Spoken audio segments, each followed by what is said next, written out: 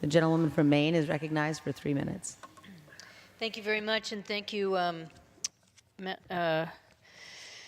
Ranking Member Lowy, for yielding me the time. I rise tonight as a member of the subcommittee in reluctant opposition to the bill before us.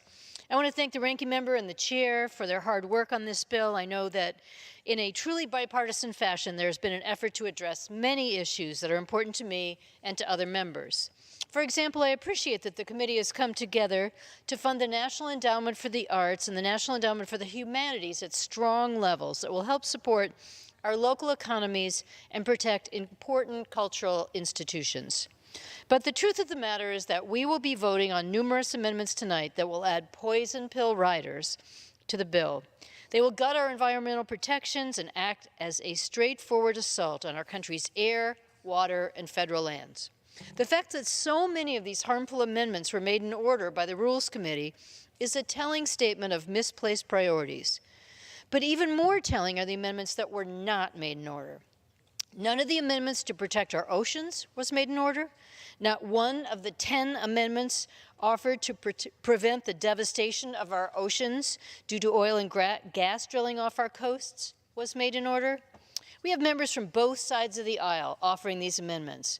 We have members from all across the country offering these amendments, and not one was allowed for full House debate. Neither was an amendment I offered to push the administration on distributing appropriated funding that it has sat on without reason. This administration created guidance for the Department of Interior in December of last year, which added another layer of bureaucracy and review for already approved projects. How ironic that a Republican administration would actually be purposefully adding bureaucracy that they so often rail against.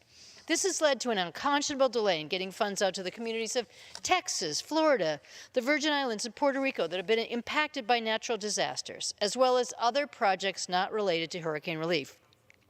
As we enter our second month of the current hurricane season, our American citizens have yet to see the full relief that they are owed and that this Congress has provided for them.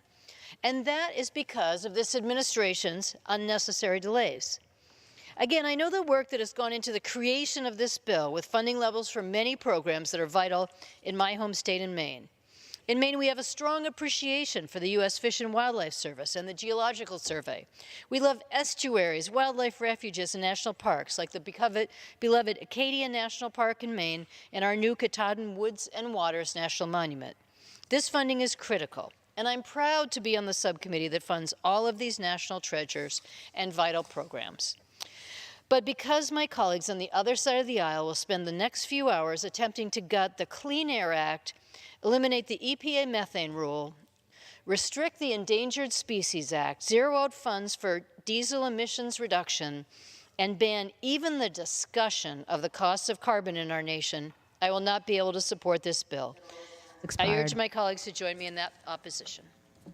Gentlelady yields back. The gentlewoman from New York reserves. The gentleman from New Jersey is recognized.